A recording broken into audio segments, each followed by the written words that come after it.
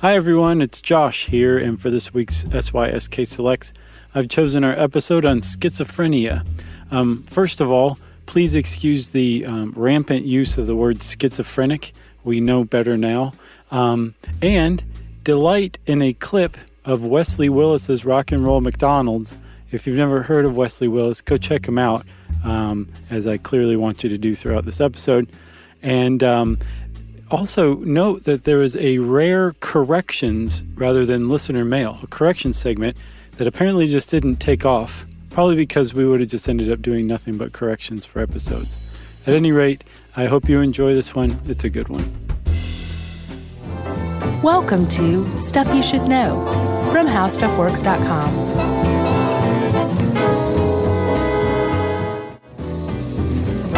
Hey, and welcome to the podcast. I'm Josh Clark. With me, as always, is Charles W. Chuckers, Chuck Tran, Chuckaluck Bryant. Mm-hmm. How you doing? I'm great. I'm going to see Bob Dylan tonight. People are going to be like, how many times is Bob Dylan playing Atlanta? Have you ever seen David Bowie? That's good. I have not. Yes, you are, Chuck. I know. You're very excited. I am. I've seen him a few times, but it's always good. Really? Yeah. Too short, though. He buzzes through like 15 songs. He's out of there. Is he short? Oh, well, he's also short, but yeah. Is he really? Yeah. I was just kidding. No, he's short. I guess those bell-bottomed long pants that he wore in the 60s on his album He never wore bell-bottoms. Made him look kind of tall. Yeah. Huh. All right, so enough about Bob Dylan for the second time.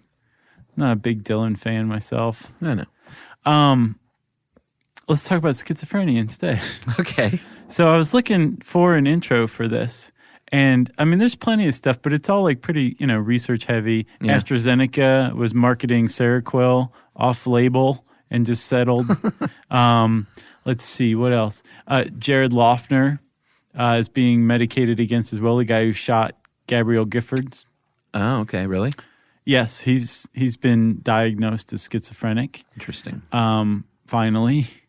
And then there was a homeless man in Los Angeles who was beaten to death by the police yesterday or today. Awful. And all of this is kind of, I realized like there wasn't any one thing that I was like, well, here's the intro. Mm-hmm. But I realized like all of it together gives a pretty good overview of, schizophrenia as it stands right now. Yeah. Which is, it's misunderstood.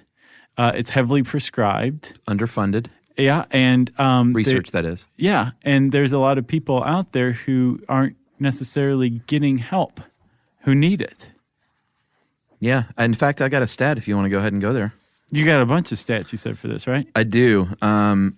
If you want to talk about people getting help and or needing help and not getting it, 6% of schizophrenics are homeless.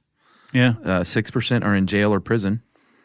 10% in nursing homes, 25% with a family member, 28% are independently living, 20% supervised housing. So, and it makes sense, Chuck, too, that these make sense because, first of all, you have all of this crazy stuff going on to you that's your reality. So you're having trouble dealing with reality as it stands. Secondly, a lot of times schizophrenia comes on during times when you learn how to hold down a job or take care of yourself or do whatever. So you might never learn how to do this because you're dealing with your schizophrenia. Here's the shocking one. Oh, okay. At any given moment, there are more people with untreated severe psychiatric illnesses living on the streets than there are receiving care. Wow. They outweigh the people that are actually getting help. That is shocking, but not surprising somehow. Agreed. Wow. So you said, what was that last one? Severe psychiatric illnesses. So that's an umbrella term, obviously, that but schizophrenia falls under. And schizophrenia falls under that for sure. Mm-hmm. But prior to the beginning of the 20th century, it was pretty much thought of as a generalized illness. Mental illness was mental illness, and maybe there is a symptom. Your symptoms were different, but really you were mentally ill, which was a huge step up from the spirit possession that had, it had previously been ascribed to, or for probably millions of years. Yeah. So It's a fairly recently classified mental illness. It wasn't until 1893 that a German psychiatrist named Emil Kraepelin classified schizophrenia as a mental illness. And he misclassified it as a form of dementia, an early type of dementia. And then in 1911, a Swiss psychiatrist named Eugen Bleuler came up with the name schizophrenia. That's right, Josh. And he got that word from the Greek words for split and mind, right, which contributes somewhat to the misconception that it is a split personality disorder. But what he meant was there's a disconnect with reality. Right. The mind splits from reality, which today that's how you still perceive schizophrenia, but rather than split, we use the word break. There's a psychotic break. Yeah, and we should go ahead and just, since that is a common misconception, it is entirely different than split personality disorder, which they call dissociative identity disorder now. Mm-hmm. And if you know the show United States of Terror, have you seen that? No, I know what you're talking about, though. With Toni Collette. Mm-hmm. She has split personality disorder on that show, and that's the one that you always see in the movies where you have multiple personalities and they don't know about each other and one dominates the other. And isn't that what All About Eve was about? I never saw that. Sybil, yeah. For sure. But it's not schizophrenia. They have nothing to do with each other other than they're both types of mental illness. Right. And Hollywood is fascinated by them. That's right. So, yeah, that's a pretty good example of medicines is starting to get a hold of what schizophrenia is, what mental illness is, in general. Yeah. And then the public at large still just being completely undereducated about it. So let's educate people about it. Yeah, I want to say, too, that this is like a lot of conditions and disorders that develop later in life. To me, that's one of the scariest things that can happen. Yeah. Like you're cruising along at 28 years old, and you think I'm all good. And you can develop schizophrenia, boom, in a matter of weeks sometimes. Yeah, it can either come on gradually or very suddenly in an acute manner. And like you said, later in life, with men, schizophrenia usually develops in the late teens or early 20s is when it starts.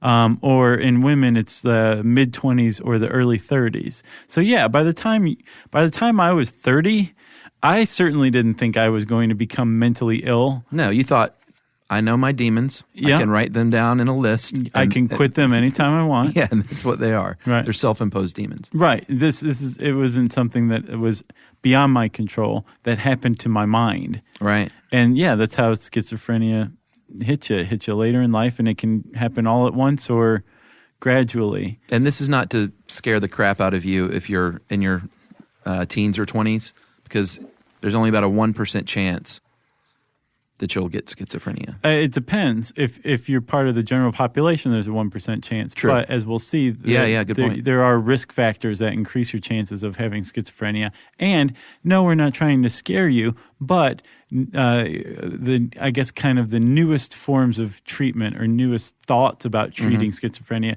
is to make people aware of it so that they will be able to recognize it early on, and apparently early treatment leads to a better success rate. I think we'll talk about that across the board. But Chuck, there's two kinds of symptoms of schizophrenia, and they're positive and negative.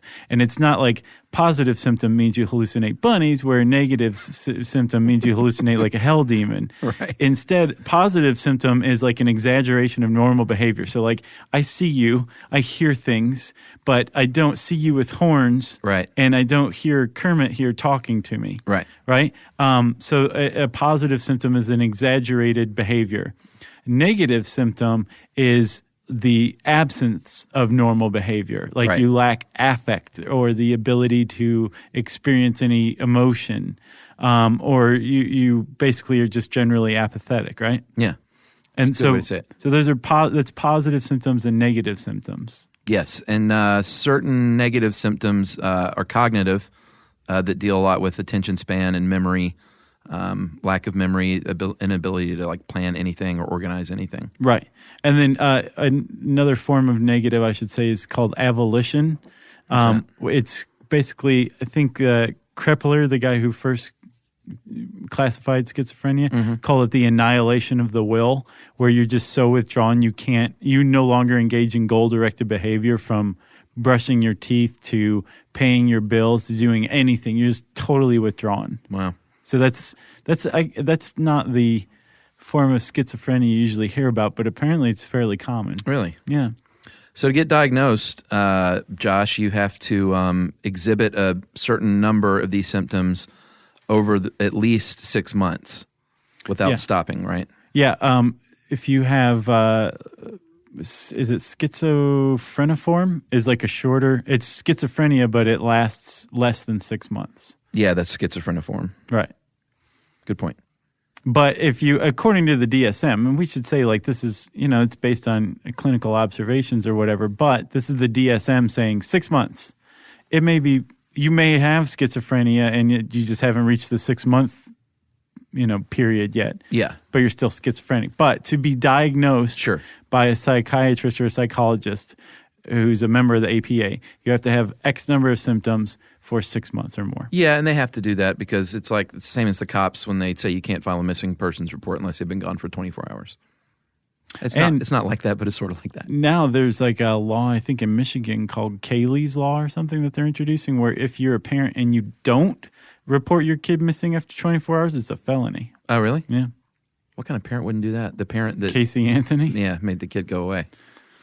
Allegedly. No, I mean in general. Schizophrenia, apparently is how it's pronounced, can take a few forms. The one you've probably heard about most is paranoid schizophrenia, which is when you have the full-on delusions and hallucinations. And then there's disorganized, that is disorganized thinking. Your behavior is probably incoherent. It's also called hebephrenic. Really? And you probably don't exhibit a lot of emotion. Well, usually like there's a negative symptom coupled with disorganized behavior. Okay. So it's almost like two separate things. I think you can be hebephrenic without being negative. Gotcha. There's catatonic. That means you move around and talk excessively. Yeah, that was a surprise to me. I always thought, catatonic state where you're just like sitting there and you're not moving. Yeah, that's what I would think too. But it also says they may become still and uncommunicative. Right, so it can be one or the other. Yeah. But I guess it has to do with motion or movement or lack of. Right. It's catatonic. Undifferentiated means that it's just sort of the umbrella term for when you have a mix of symptoms and they don't want to classify you as one specific kind. And then residual is if you have a history of schizophrenia, but you have a long extended period of time with negative but no positive symptoms. Mm-hmm. They'll classify you as residual. Right. Which, I guess that's better than paranoid schizophrenia in a way. I don't think any form of schizophrenia is bad. Right. It'd be horrible. Yeah. This is a horrible disease. It is. That's like the Curb Your Enthusiasm when Larry asked if someone had good Hodgkins. From the Party of Five episode is what he was referencing when Charlie got sick. He had quote unquote good Hodgkins, and they were like, they were so offended. They were like, there is no good Hodgkins. He's like, yeah, but one's better than the other, right? And they were just like, you're such a jerk. Never seen it like that? Huh? Yeah, pretty much. And then we mentioned schizophreniform, which is an abbreviated version of schizophrenia. And then this one has to be just horrible. Schizoaffective disorder. It's any kind of schizophrenia coupled with a mood disorder like depression. Yeah. Right?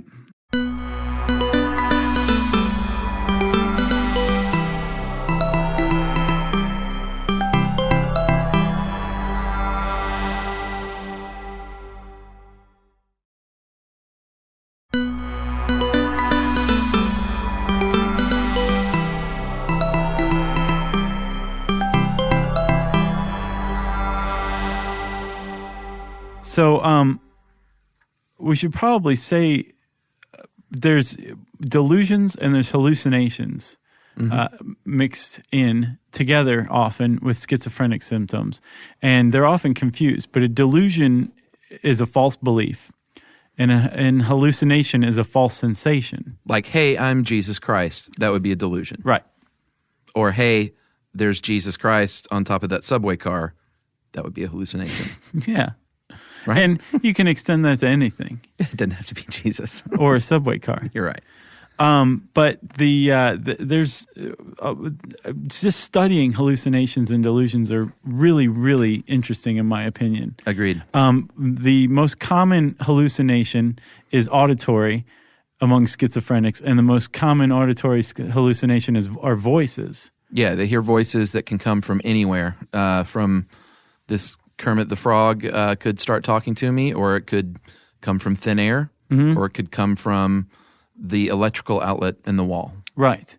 The voices say, usually it's like one word, a couple of words. There's an implication of a word. Sometimes it's indistinct mumbling. On occasion, very rare occasions, will the voice like ramble on coherently, where the patient understands like long sentences. But they also maybe commenting on what the person's doing is very common. Yeah, usually it's not a voice that they recognize, although that can happen as well. Yeah. Right? And then sometimes there's more than one voice, and even more disconcertingly, the voices will argue about the patient. Yeah. Which, that's, wow.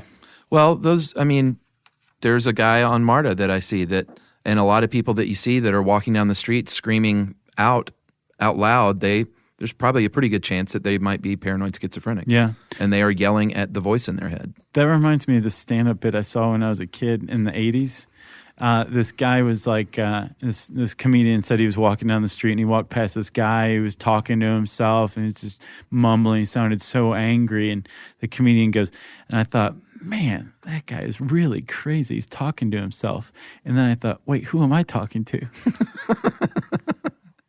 Yeah, it's a good point. Yeah. I talk to myself all day long. I have arguments in my head. Yeah. But of course, it's not the same thing. No. No, you don't have two voices arguing over what you're doing at that moment and what's best for you or whether you should hurt somebody or hurt yourself. Not making light of that. And the reason that a frightening percentage of schizophrenics kill themselves is a lot of times because the voice in their head may command them to do so. Right. There's such a thing as commanding hallucinations, which is sometimes they could be suggestive, like maybe we should go outside for a while, or they could be like, go outside. Yeah. You know? And it's not always scary. Like they point out sometimes it's, hey, you need to shave again. Right. And you'll go shave again. Yeah, it can be innocuous, but it can lead to violence. Yeah. Or it can urge violence. Apparently the vast majority of people who suffer dangerous command hallucinations are able to suppress them. Right. But it's a struggle. And, this is going on in this person's head. Yeah, and rarely, and I wondered about this too before I got to that point in the article that you sent me, rarely do you hear like really great things. Like, you're doing great today and you should go pick that fantastic flower and smell it. You know, it's interesting that it usually takes a dark turn. Yes, it is. And they don't know why. No, they don't. There's also hallucinations of touch, haptic hallucinations, which sound pretty awful. Yeah. Things are crawling on you. Things are inside of you trying to get out. Your bowels are shriveling. You're being jolted by electricity is a very common one. Yeah. And then delusions, obviously, or any false belief. There's some that, like, you are Jesus Christ. That's a delusion, right? Right. But there was one subcategory that caught my attention that I wasn't aware of. It's called delusion of reference. Yeah, tell me about that. Well, it's basically like every single thing that goes on in life is full of meaning, right? So like in this Brown University sheet I sent you, there's a like a waiter leaving a crumb on the table. That's purposeful. It's an insult to the patient. Like the busboy or the waiter did that on purpose as an insult. Or the street lights coming on all of a sudden is a signal for everybody to swarm on you and finally take you away or kill you or whatever. Right. Like everything in life has meaning, and it's making you. It's fueling this paranoia. Your mind is turning against you. It's pretty awful. Yeah. Have we said it's awful? Yeah. Okay. Yes, it is quite awful. But people live with this. Yeah. I mean, we painted a dark picture because it is a dark disorder, but the majority of people, in fact, stat time, after 10 years, if you want to know, after 10 years of diagnosis with schizophrenia, 25% completely recover, 25% are much improved and relatively independent, and 25% are improved but require a pretty extensive support network. So that's 75% of people after diagnosis, after a decade, are dealing with it fairly well. That's very hopeful. That's not bad. 15% are unimproved, and 10% unfortunately are dead, probably by suicide. Yeah, well, 10% at least of schizophrenics commit suicide, which is incredibly high because in the general population of the United States, 0.01% of people commit suicide. So 10% to 0.01%. Yeah, and that's people who are successful. They think it could be, attempts could be as high as 55%, people that try to kill themselves. Yeah. Just to, imagine sometimes the voices say to do it, and sometimes it's just to find peace. Yeah, I was wondering what the breakdown between those two is as well. And then violence is often attendant with schizophrenics, at least in the public mind, right? Yeah, but it's not quite true, is it? You're dangerous. Yeah. Apparently, studies have shown, and I remember reading about this when we talked about latent inhibition, that if you are typically violent when when the symptoms set in your like early 20s or whatever, you're going to possibly be a violent schizophrenic. If you're not a very violent person, it's just not part of your personality before the symptoms set in, then you're not going to be a violent schizophrenic. Unless you abuse drugs or alcohol, which apparently vastly increases the chances that you may be a violent schizophrenic. Yeah, and even then I think the violence is generally either self-inflicted or it takes place inside the home, like against your family, which is not good. But point is, if you're walking down the street and sadly you see the homeless man screaming out loud, you don't necessarily need to be afraid that he's about to, attack you in a violent manner. Right. That's probably not going to happen. No. Chuck, let's say you do want to talk to that schizophrenic homeless man over there, but you don't want to make things worse for him, right? But you don't want to ignore him. He's another human being. Mm-hmm. The National Institutes of Mental Health have suggestions, I guess, for talking to schizophrenics, and specifically with their families who have to deal with delusions and hallucinations all the time, but specifically delusions. Apparently, you don't contest what they're saying. Yeah, you don't want to say, you're not Jesus Christ. Like, what are you talking about? Yeah, you don't say that. Definitely don't want to say that. No, you say, I respect your right to believe different things, and I hope you'll respect my right to believe different things, but I politely disagree. Yeah, and what you also don't want to do is agree and say, I know, honey, you are Jesus Christ. Right. You're okay, you're Jesus, and it's fine. Yes. And a lot of people probably take that tack in the family, Well, yeah. First, at the very least, because it's just easier. Mm-hmm. After a while, it's like, yes. Or you get so frustrated, you're like, no, you're not, and you want to shake the person. Right. But yeah, apparently, and I wonder how hard it is to say, well, I respectfully disagree with you. Yeah, I bet it's hard. And if it does go over as well as it seems like it suggested it should. Right. All right, Josh, I think this was really interesting, the recovery in the third world part. Yeah. Apparently, the World Health Organization did a study in the 1960s and found that the recovery rate for schizophrenia in developing nations is higher by a full third than it is in the industrialized world. And then they did a follow-up study even to correct possible selection biases, and they confirmed the original finding. And I thought that was really interesting. And there's a lot of hypotheses, but one of them is that, A, there might not be a stigma like in the industrialized world, and they're just more readily accepted. And the other is that they might be able to have a job that they can do successfully in here in the West, farming or digging the trench for the farm or whatever. Right.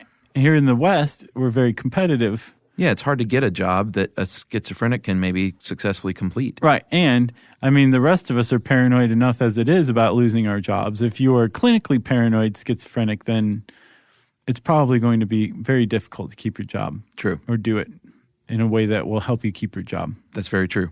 But Josh, there have been some successful stories of people that are afflicted with schizophrenia. Well, some more successful than some. Sid Barrett was successful, but I don't know if you call him a success story. He ended up in a mental institution for the rest of his life. Yeah, Sid Barrett, the founding member of Pink Floyd, schizophrenic, and they believe that massive amounts of drugs that he used made it worse. Way worse. John Nash. He is the crazy diamond. Yeah, Shine On You Crazy Diamond. Yep. I love that song. It's a good one. All four parts of it, right? And they're like I think up to part 4. Is it? Yeah. Yeah, John Nash. Yeah, from the movie A Beautiful Mind, the Ron Howard film with Russell Crowe as John Nash, the Nobel winner. The one who helped figure out that cable companies would do better if they cooperated with one another. That's right. And that movie did a lot for putting this on the map in a compassionate way, you know. Mm-hmm. Jack Kerouac, did you know that one? That one's debatable. Okay. He was in the Navy, and they discharged him honorably after, I think, like a little less than a year. And the report, they said he had schizoid tendencies. Oh, yeah. But other people have said that he faked that stuff to get out of the Navy. Nice. And just wanted to not take orders and drink himself to death, which is what he did. And pop bennies. Do you know how he died? No. He woke up and with just like coughing blood and bleeding from his mouth, and basically was like, I got to go to the hospital. Took him to the hospital, and his liver was so shot that his blood wouldn't clot, and they just were giving him transfusion one after the other, and he just basically bled to death. Holy cow. From drinking. Holy cow. And he was drinking at the time. He was drinking whiskey and like whiskey and malt liquor when blood started coming out of his mouth. I wonder how that tastes. Would you shake or stir that? And I don't think he mixed them. I think it was like whiskey with a beer back. And garnished with a drop of blood. So kids, there's a lesson for you. There's one more person who is indisputably schizophrenic, or was. His name is Wesley Willis. Who's that? He is a musician who had such songs as, well, really the only title I can say is Rock and Roll McDonald's. I've never heard of him. You have had to have heard of Wesley Willis. Really? Okay. Let me play you a little Wesley Willis right here. All right. McDonald's is a place to rock. It is a restaurant where they buy food to eat. It is a good place to listen to the music. People flock here to get down to the rock music. Rock and roll McDonald's. Rock and roll McDonald's. Rock and roll McDonald's. Rock and roll McDonald's. So, Chuck, that's Wesley Willis. Oh, okay. Okay, and he was very much schizophrenic. He wrote about it a lot. He talked about it in a lot of his songs. Mm-hmm. And he said he'd just be going along, having a nice time riding the bus. Yeah. I believe he lived in Chicago. And then all of a sudden his hell demons would take him on one of his torture hell rides, which meant he was going on a little bit of an exacerbation of his schizophrenia symptoms. Wow. But he's a great, great guy, great music, very prolific. And if you liked that, you should go watch Daddy of Rock and Roll. Is it a documentary about it? Yeah, it's really good. I'll check that out. Yeah. Lionel Aldridge is the last name on our list, and he was a Green Bay Packer, and he was homeless, unfortunately, after he was diagnosed for a while, and then later was able to climb out from that wreckage and go around and talk about mental illness. And he was playing in the 60s, the 70s? I think it was late 60s or 70s, yeah. So think about it, man. That's a big deal to go around and talk publicly about mental illness at that time. Yeah, for sure. It still is now. But I mean, like back then, that's hats off to him. Yeah, he was the guy that I included in the presentation that you did by yourself. Oh, okay. That you're like, who's this guy? Yeah. All right, I understand now. Yeah, it's all coming together.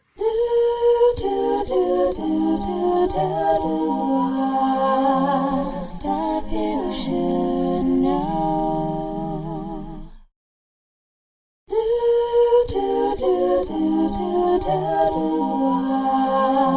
Stuff you should know. So, Chuck, what causes this?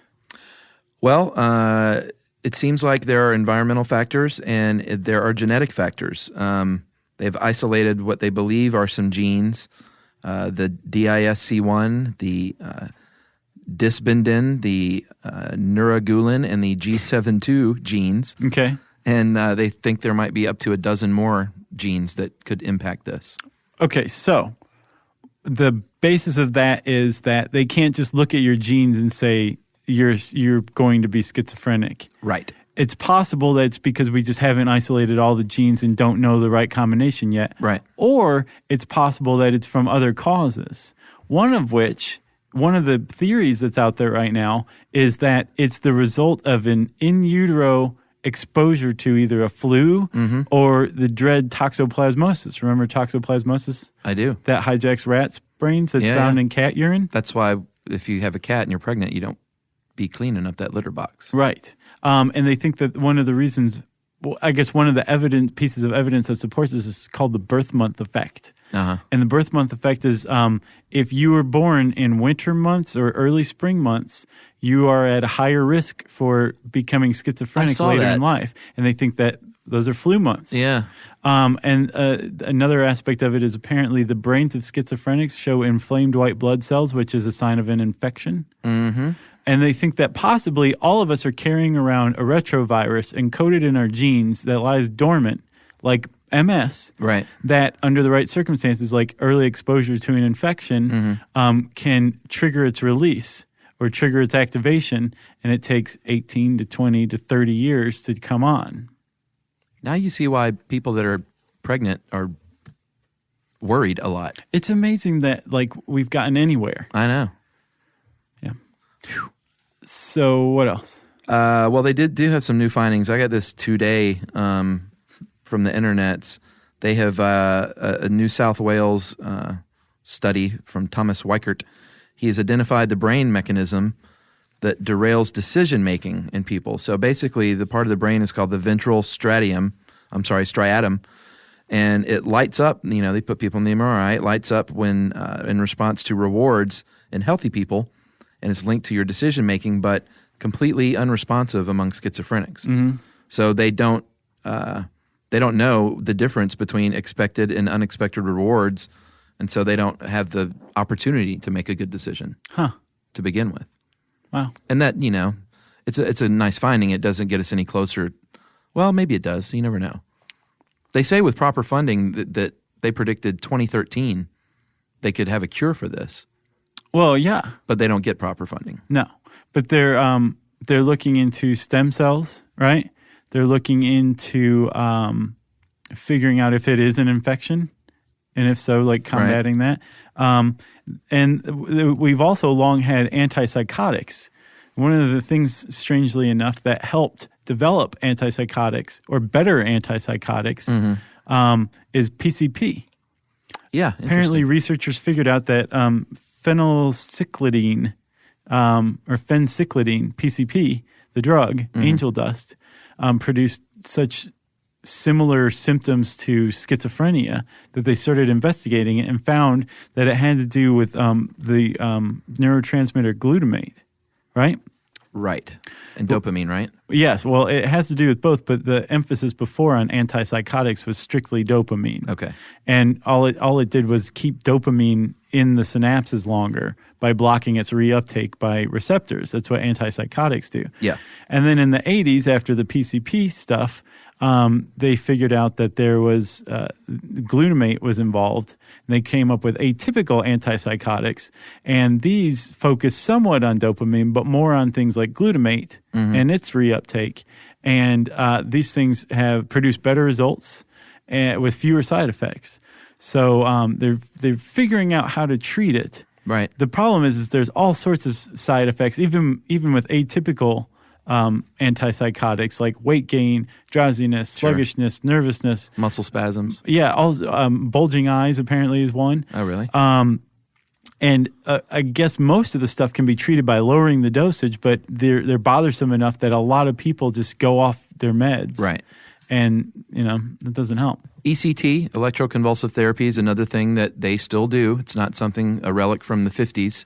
Yes. It's changed a lot in how they do it, and they're not sure still how it exactly works. They stopped using car batteries. Yeah.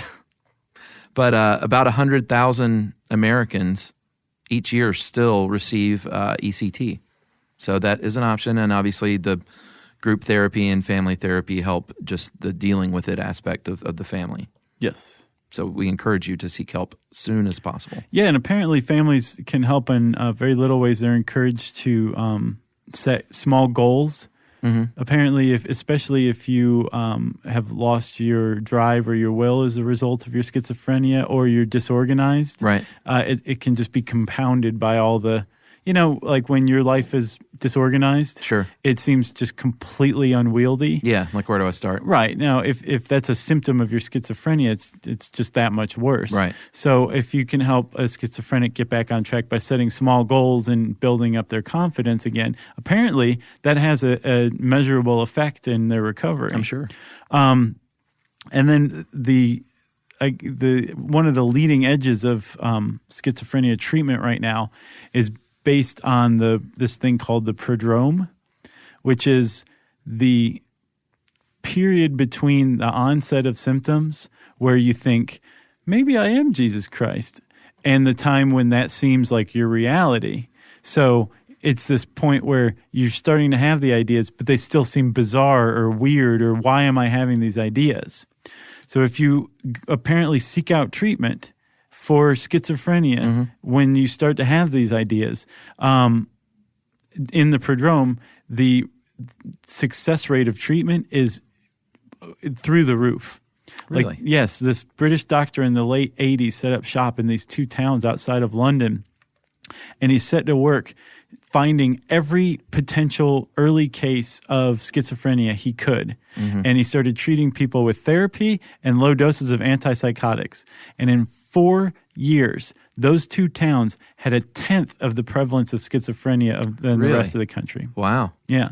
So apparently, like this prodrome research, there's like clinics that are opening up, and like entire departments and universities are dedicated to this prodrome period where you can be like, come back, this is reality. Right. Here. Wow. Yeah. And they're successful, or they have been so far. Well, Josh, I got one more stat. If you live in a city of 3 million people, then over 21,000 people in your city are suffering from schizophrenia. So keep that in mind. Yes. Don't make fun of people. Don't obviously get scared or violent in a reactive way. I don't know that I'm going to say like you should go over and talk to them. Like you might want to just be compassionate and hopefully they're getting help. You know what I'm saying? Yes. Go to schizophrenia.com. You can find all kinds of good information. And if you hadn't already checked out Wesley Willis, check him out. He was a great guy. Check out the Daddy of Rock and Roll. And also, I would say, in addition to how schizophrenia works, required reading for this one is an article called Which Way Madness Lies by Rachel Aviv. It was in the December 2010 issue of Harper's, and I have a link. I'll tweet it.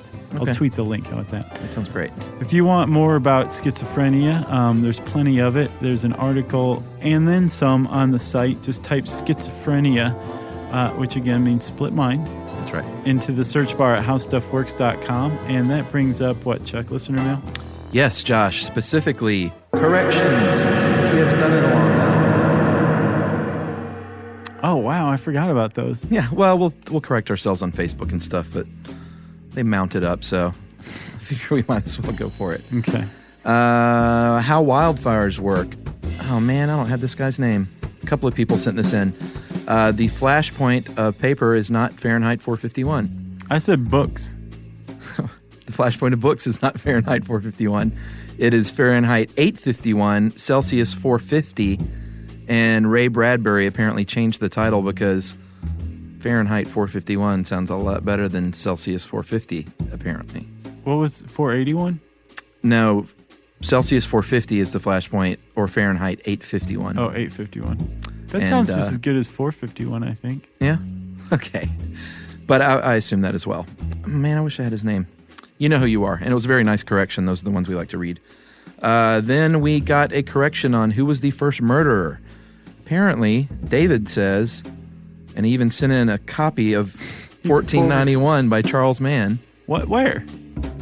What? He sent an email. No, not a. He sent a scanned copy I gotcha. of the page. Okay. In 1491, he says, Charles Mann says, although Billington was in fact hanged, at least 2 other Europeans were executed before him. One was convicted for the much more interesting offense of killing his pregnant wife and eating her. So how about that? He said that was on page 55 of 1491. Yeah, there it is. That is crazy. Okay, but still, Billington is a very noteworthy figure, obviously, because he has a whole chapter on him. Sure. And then we got some, first of all, some people wrote in about wildfires in Georgia when I said, Georgia doesn't have wildfires. South Georgia does.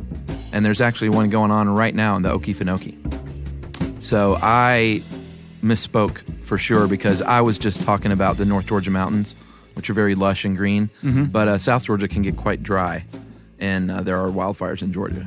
Huh. I did not know that. That is true.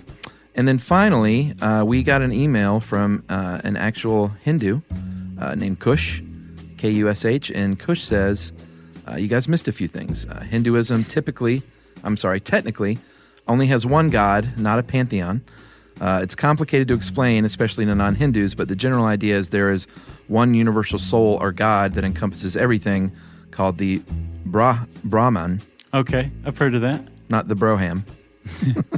And every living thing has a part of that in us called the Atman. The different gods are just different forms of the one Brahman. Also, you didn't properly explain the laws of karma. The law of karma has 3 parts in Hinduism. 1, the performer of an action will get the result. 2, the result of the action will come right at the right time. And 3, good actions bring good results. Bad actions bring bad results. And 4th, the gods are technically subject to karma if you also expand the definition of karma to include the law of karma. But he says it was a good podcast overall. You guys really hit it on the head, except for these few points. You did not hit it on the head for that. Well, just for that one part. Wow. And finally, he pointed out, and a few other people pointed out, that I was wrong in correcting you with Jainism, and that it's Jainism. Thank you. But I'm going to play you something right now. Okay. Jainism. Okay, that was from dictionary.com. Well, that voice is obviously wrong. Well, maybe so. This is from Merriam-Webster. If it's the same voice, it doesn't count twice. Jainism. Oh, Did you hear that? that's a different voice. Did that one come through, Matt? Okay. And then finally, this is Google definitions, and this is my favorite of all, actually. I don't like where this is going. Jainism. Wow. So I don't know, because I had like 3 other people said, no, man. 3 other robots? No, 3 other real people said, no, it's Jainism. And then I went on YouTube and people said Jainism, so I don't know. Well, I like that it's both. We're both right. Yeah, so let's We're both wrong. Yeah. Yeah. Maybe it's Jainism. Well, we love corrections so much that I managed to forget that we are corrected a lot, or we used to read them. I never forget that we're corrected. Right. But let's do this again soon. Agreed. Go through all 350 episodes, find everything you can that's wrong with them, and then let us know, okay? Okay. Or you can just correct the most recent ones, whatever we got wrong in this one, which I'm sure is substantial. You can go on to Facebook if you want. You can tweet to us, SYSK Podcast, or you can send us a plain old-fashioned email at stuffpodcast@howstuffworks.com. For more on this and thousands of other topics, visit howstuffworks.com. Want more How Stuff Works? Check out our blogs on the howstuffworks.com homepage.